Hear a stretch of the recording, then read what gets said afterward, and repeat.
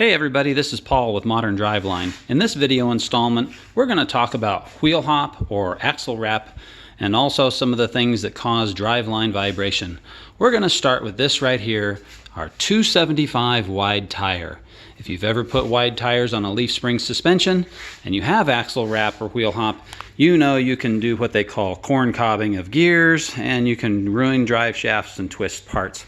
We're going to show you some things that we've changed and made improvements on, and we're going to share some hurt parts with you so you understand the effects of wheel hop or axle wrap. So we're going to start with this housing right here. This is a 1958 Ranchero housing that we installed in a 67 Falcon.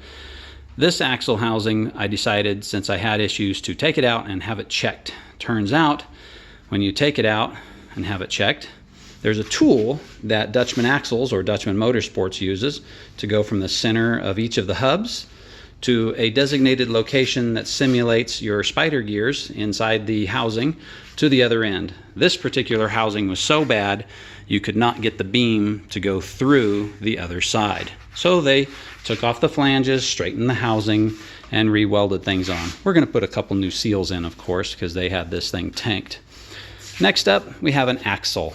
Axles, believe it or not, can cause driveline vibration. Not just because they're bent or twisted, but I had a Ford axle, not this one, this is a replacement Dutchman Motorsports axle, where the machined area stopped and the center of this hub was not centered. So when they drilled the axle initially from Ford, the splines were offset, it was heavy on one side, nothing on the other. This caused the shape of the axle to run elliptically.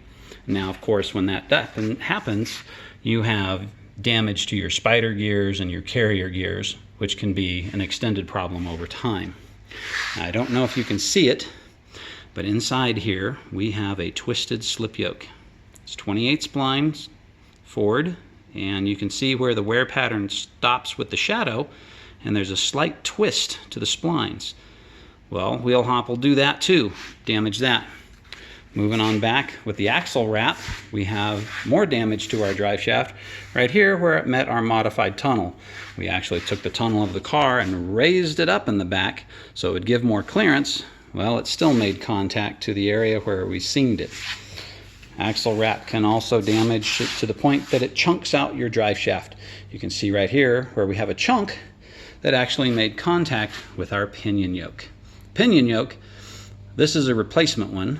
We had our other one that we had on this rear end, and it was 15 thousandths bent out of shape.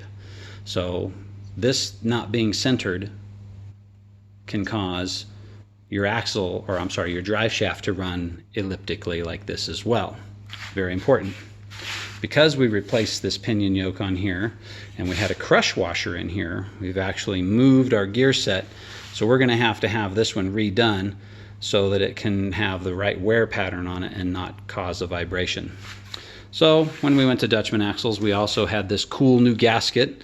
It's a reusable gasket, so you just take it off and put it on many times. Great stuff. As you can see, our pinion yoke here, we've gone from a 1310 on the other rear end to a 1330. It's beefier, it's heavier. We got a billet cover in the front, powder coated housing, and of course a replacement new gear set. We've opted to go with the Eaton True Track, so as we go around a corner it's nice and smooth. I hope these tips help you in determining any wheel hop or vibrations you may have in your vehicle, and don't forget, you can go to your vehicle and install any type of traction device system. For our vehicle, we have installed a set of CalTrack bars. Of course, they're not hooked up yet, but they will be.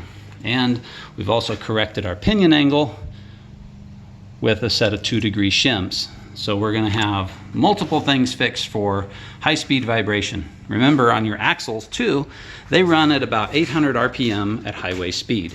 So you can take in your garage and you can set up a pinpoint here and a V-block on your bearing. And then you take like a rubber beaker stopper and put on the end of your drill motor and spin your axle up to see if it actually runs true and smooth. Of course, you have to consider that you might have a lightning hole installed in your mounting flange. That will cause vibration, so that has to be taken into consideration. All right, if you have any questions, feel free to reach us. Modern DriveLine, 208-453-9800. Thank you much.